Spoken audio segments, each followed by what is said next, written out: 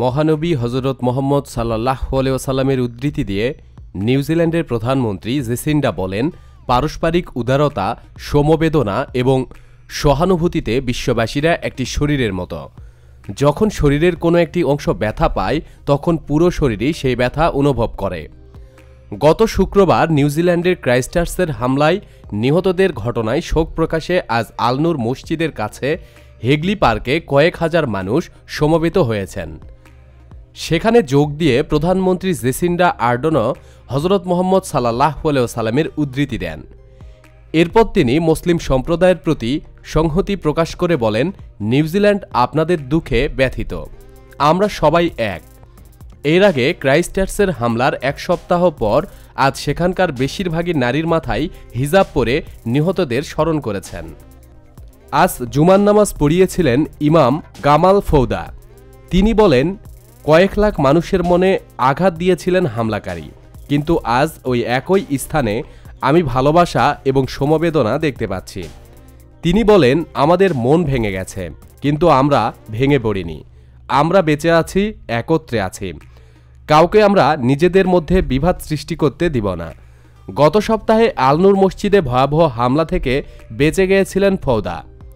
আজ ক্রাইস্টচার্চ হামলার এক সপ্তাহ পূর্ণ হল। গত শুক্রবার ক্রাইস্টচার্চের 2 মসজিদে হামলার ঘটনায় কমপক্ষে 50 জন প্রাণ হারায়। আহত হয় আরও বহু মানুষ।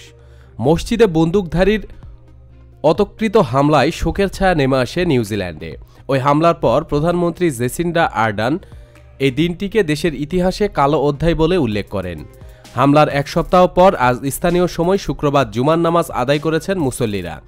এ সময় মুসল্লিদের সঙ্গে সংহতি প্রকাশ করে স্থানীয় সময় দুপুর 1:30টার দিকে আজান ও জুমার নামাজ রাষ্ট্রীয় টেলিভিশন এবং রেডিওতে সরাসরি সম্প্রচার করা হয়েছে।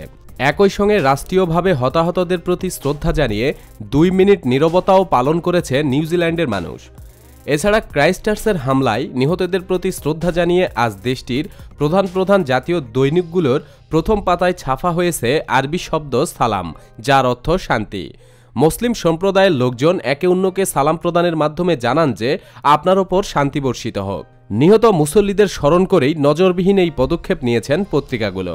সালাম শব্দের পাশাপাশি পত্রিকাগুলোতে নিহতদের নামও ছাপা হয়েছে।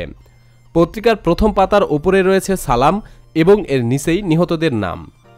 প্রতিদিন সব খবরাখবরের জন্য আমাদের সাথে থাকুন এবং আমাদের চ্যানেলটি সাবস্ক্রাইব করুন। ধন্যবাদ। প্রিয় দর্শক, আমাদের দ্বিতীয় চ্যানেল সেরা নিউজ থেকে একটু ঘুরে আসুন। ভিডিওগুলো ভালো লাগলে অবশ্যই সাবস্ক্রাইব করুন। চ্যানেলটির লিংক ভিডিও ডিসক্রিপশানে দিয়ে দেওয়া হয়েছে। ধন্যবাদ।